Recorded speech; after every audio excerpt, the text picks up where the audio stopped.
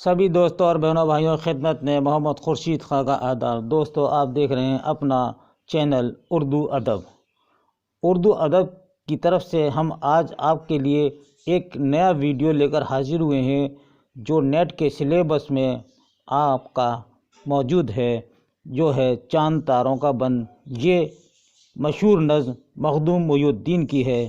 آج ہم اس کے خلاصے کے بارے میں آپ کو بتائیں گے، لیکن اس سے پہلے ہم آپ کو یہ اطلاع دینا چاہتے ہیں کہ ہم نے جتنے بھی امتحانات ہیں کمپٹیشن والے اردو کے، ان سب کے لیے ہم نے ایک کوچنگ کا انتظام کر لیا ہے۔ اگر آپ ہماری کوچنگ میں داخلہ لینا چاہتے ہیں تو براہ کرم آپ اپنا ایڈمیشن کرا سکتے ہیں، داخلہ کرا سکتے ہیں علی گڑھ میں۔ ہمارا کانٹیکٹ نمبر ہے 8477965321۔ تو آج ہی ہمیں فون کر کے اپنا نام نوٹ کرا دیجئے تاکہ ہم آپ کا نام شامل کر لیں پہلے گروپ میں۔ آئیے، چاند تاروں کا بند مخدوم محی الدین کی شاہکار نظم ہے۔ سب سے پہلے ہم آپ کو بتا دیں کہ مخدوم محی الدین ترقی پسند شاعری کے دور عروج میں اپنی نظموں کے ذریعے کافی شہرت حاصل کر چکے ہیں۔ لیجئے سب سے پہلے ہم مخدوم محی الدین کے حالات آپ کو پڑھا دیں تاکہ آپ کے ذہن میں آ جائے کہ مخدوم محی الدین کہاں پیدا ہوئے اور کہاں آپ کا انتقال ہوا اور کس کس طرح سے آپ نے اردو شاعری میں قدم رکھا۔ تو آپ کا اصل نام ہے ابو سعید محمد مخدوم محی الدین خضری۔ 4 فروری 1908 کو قصبہ اندول ضلع میڈک میں پیدا ہوئے۔ مخدوم کی والدہ کے بیان کے مطابق ان کی پیدائش موسیٰ ندی کے مشہور طغیانی کے سال ہوئی اور اسی مصیبت کے وقت ان کی عمر کم و بیش 8 ماہ تھی۔ غور سے سنیے اور لکھیے اس کو۔ یادگار طغیانی ستمبر 1908 میں آئی تھی۔ مخدوم کے خاندان کا سلسلہ پیغمبر اسلام حضرت محمد صلی اللہ علیہ وسلم کے صحابہ میں سے ایک حضرت ابو سعید خضری سے ملتا ہے۔ مخدوم کے ددھیالی اجداد میں سے ایک صاحب رشید الدین شہنشاہ اورنگ زیب کی فوج کے ساتھ اعظم گڑھ سے نقل وطن کر کے حیدرآباد میں ہمیشہ کے لیے سکونت پذیر ہو گئے تھے۔ مخدوم کے پردادا مخدوم الدین حیدرآباد کی مکہ مسجد میں مشہور قاری تھے۔ مخدوم کے نانا سید جعفر علی 1857 عیسوی کی قومی جنگ آزادی کے دوران شمالی ہند شاہجہاں آباد پرانی دلی سے دکن منتقل ہو گئے اور ضلع میڈک حیدرآباد میں سکونت اختیار کی۔ مخدوم کے والد غوث محی الدین اندول میں اہلکار تحصیل تھے۔ مخدوم ابھی 4 برس کے تھے کہ ان کے والد کا انتقال ہو گیا۔ ماں کی دوسری شادی کر دی گئی۔ ان کے چچا بشیر الدین نے انہیں اپنی سرپرستی میں لے لیا۔ مخدوم کے چچا نے مخدوم کو یہ بات نہیں بتائی کہ ان کی ماں نے دوسری شادی کر لی ہے۔ مخدوم کو یہ بھی علم نہیں تھا کہ ان کی ماں زندہ ہے یا مر گئی ہے۔ حیدرآباد آنے کے بعد انہیں جب یہ پتہ چلا کہ ان کی ماں نہ صرف زندہ ہیں بلکہ ان کے بطن سے ان کی ایک بہن بھی ہے، مخدوم والدہ کو اپنے گھر لے آئے اور یہیں ان کا انتقال ہوا۔ مخدوم کے چچا نہایت دیندار اور خدا ترس انسان تھے۔ مخدوم کی تربیت مذہبی ماحول میں ہوئی۔ مسجد میں خواندگی کے ابتدائی مرحلے سے گزرنے کے بعد اپنے دادا کی رہنمائی میں مخدوم نے قرآن شریف اور شیخ سعدی رحمۃ اللہ علیہ کی گلستان بوستان کتابیں مشہور جو تھیں وہ پڑھی تھیں۔ مخدوم نے 1936 میں انٹرمیڈیٹ پاس کیا۔ اس کے بعد مخدوم نے اپنے رشتہ دار پر اپنے اخراجات کا مزید بوجھ ڈالے بغیر گھر چھوڑ دیا وہ ٹیوشن کرنے لگے، سڑکوں پر اخبار بیچنے، مقبول اداکاروں کی تصویریں بیچتے اور اپنا گزارا کر لیتے۔ یہ اکثر سوال آتا ہے کہ وہ کون سا شاعر ہے جس نے سڑکوں پر اخبار بیچے اور اداکاروں یعنی ہیرو اور ہیروئن کی تصویریں بھی بیچیں؟ تو وہ ہیں مخدوم محی الدین۔ اپنا گزارا کر لیتے، رات اکثر مسجد میں گزارتے تھے۔ مخدوم کی شادی 22 اگست 1933 کو ان کی چچا زاد بہن رابعہ بیگم سے ہوئی، جن سے 3 بیٹے اور 2 بیٹیاں ہوئیں۔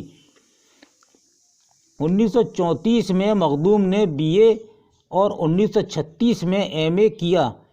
MA کی تکمیل کے بعد وہ دفتر دیوانی، ملکی و مالی میں 3rd گریڈ کلرک کی حیثیت سے کام کرنے لگے۔ 1939 میں مخدوم کا تقرر سٹی کالج میں بحیثیت استاد ہو گیا۔ 1941 میں انہوں نے خود ہی استعفیٰ دے دیا۔ 1940 میں مخدوم کمیونسٹ پارٹی کے سیکریٹری چنے گئے۔ 1943 میں حیدرآباد میں انجمن ترقی پسند مصنفین کی باقاعدہ تشکیل مخدوم کی رہنمائی میں عمل میں آئی۔ 1945 میں انہوں نے ایک کل ہند کانفرنس کا اہتمام کیا جو بے حد کامیاب رہی۔ 1942 سے 1946 تک کا زمانہ ریاست حیدرآباد میں ایک طوفانی دور تھا۔ مخدوم خود کو انقلابی سرگرمیوں کے لیے وقف کر چکے تھے۔ وہ ٹریڈ یونینوں کے ذریعے مزدوروں کو اکٹھا کرنے لگے۔ انہوں نے راج بہادر گوڑ، KL مہندر، حیدر حسن، جواد رضوی اور غلام حیدر کے ساتھ مل کر اپنی سرگرمیاں تیز کر دیں۔ 16 اگست 1946 کو کل ہند حیدرآباد ٹریڈ یونین کانگریس کا قیام عمل میں آیا۔ اس وقت مخدوم محی الدین روپوش تھے کیونکہ ان کی گرفتاری کے احکام جاری ہو چکے تھے۔ مخدوم کی غیر قانونی سرگرمیوں 1951 تک جاری رہیں۔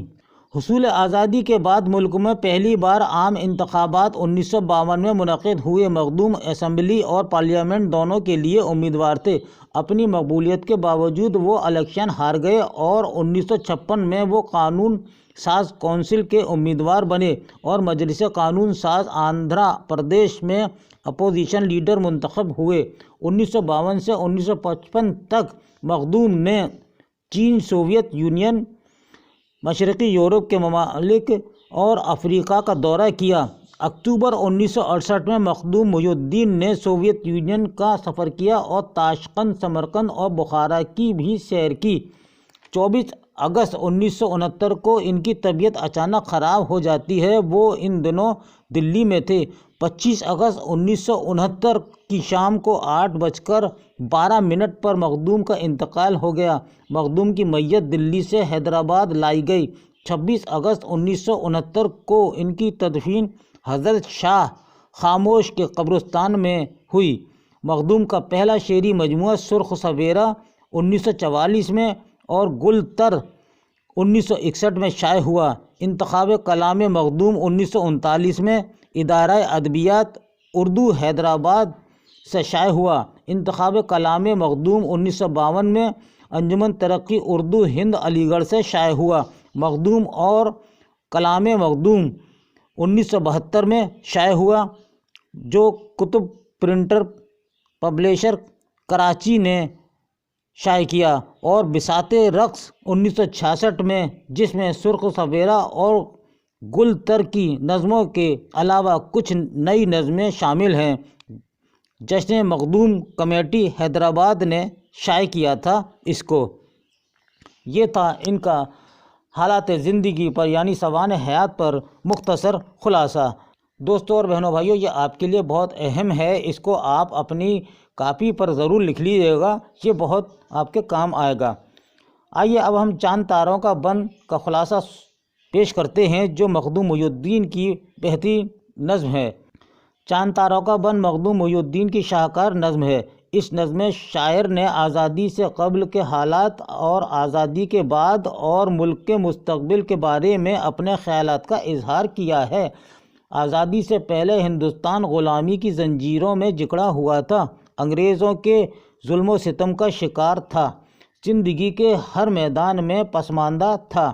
ایسے حالات میں مجاہدین وطن نے ایک عرصے تک جنگ آزادی لڑی اور سینکڑوں آزادی کے متوالوں نے جام شہادت نوش کیا، جیلوں میں صعوبتیں برداشت کی، فرنگیوں کے ظلم و ستم سہے۔ آزادی کے متوالے جذبہ حب الوطنی سے سرشار لڑتے رہے اور آخر کار صبح آزادی نصیب ہوئی، لیکن بہت جلد آزادی کی خوشیاں ختم ہو گئیں، آزادی خون میں ڈوب گئی۔ آزادی کا سورج طلوع ہوتے ہی چاروں طرف غم کی دیواریں کھڑی ہو گئیں اور کانٹے ہی کانٹے چاروں طرف بکھر گئے۔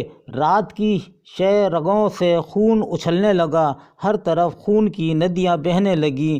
یہ باتیں آپ نے اس نظم میں پیش کی ہیں، یعنی مخدوم محی الدین نے۔ سیاسی دانشوروں کے فیصلے کے مطابق ہندوستان تقسیم ہو گیا۔ اس غلط فیصلے کی وجہ سے سرزمین ہند خاک و خون سے آلودہ ہو گئی۔ مخدوم محی الدین آگے لکھتے ہیں کہ ان رہنماؤں نے اپنے سیاسی مفادات کی خاطر ملکی سالمیت اور اتحاد کو واقعی سانپ کی مانند ڈس لیا۔ لوگوں کے سینوں میں نفرت کا کالا دھواں بھر دیا گیا، لیکن ان بھیانک حالات سے مخدوم محی الدین مایوسی کا شکار نہیں ہوئے۔ انہوں نے غیر مناسب حالات سے فرار کی صورت اختیار نہیں کی، بلکہ پر امید ہیں کہ ایک نئی صبح ضرور آئے گی اور امن کا پیغام بھی لے کر آئے گی اور حالات بدلیں گے، اندھیرا چھٹ جائے گا، چاروں طرف اجالا ہی اجالا ہوگا۔ اس وقت مستیاں ہوں گی، سرگوشیاں ہوں گی، محبوب کو پانے کی تمنائیں ہوں گی اور سب ہی لوگ کوئے دلدار کی منزلیں پانے کے لیے ہاتھ میں ہاتھ لیے اپنے اپنے دوش پر صلیبیں اٹھائے چلیں گے۔ نظم کی ابتدا اس طرح ہوتی ہے: موسم کی طرح جلتے رہے ہم شہیدوں کے تن، رات بھر جھلملاتی رہی شمع صبح وطن، رات بھر جگمگاتا رہا چاند تاروں کا بن۔ اس نظم میں آزادی کے جد و جہد کا پورا پس منظر تو ہے ہی، ساتھ ہی ساتھ آزادی کے بعد کے تلخ تاثرات بھی ہیں۔ اگرچہ آزادی صبح وطن دیوار غم بن کر آئی ہے اور رات کی شہ رگوں سے ابھی بھی لہو اچھل رہا ہے، تاہم شاعر اپنی امید سے سرشار ہے اور اس لہجے کا اعتماد کسی طرح کم نہیں ہوتا۔ اس نظم کو مخدوم محی الدین کی بہترین سیاسی نظموں میں شمار کیا جاتا ہے۔ شاعر نے آزاد نظم کی حیت میں آزادی سے پہلے، اس کے بعد اور آئندہ کے بیان پر مشتمل ہے، جسے ماضی و حال اور مستقبل کا ترجمان بھی قرار دیا جا سکتا ہے۔ مخدوم محی الدین کی چاند تاروں کا بن کا یہ خلاصہ تھا۔ اب آئیے مخدوم محی الدین کی مشہور نظمیں: انقلاب، انتظار، سجدہ، طیور، چارہ گر، لخت جگر، سناٹا، محبت کی چھاؤں، بولتی آنکھوں کا رس، دست ناز، جوانی اور چاند تاروں کا بن۔ مخدوم محی الدین کے یہ ہیں شعری مجموعے: سرخ سفیرہ جو 1944 میں شائع ہوا، گلتر 1961 میں، بساط رقص 1966 میں اور بگی کے پیچھے چھوکرا۔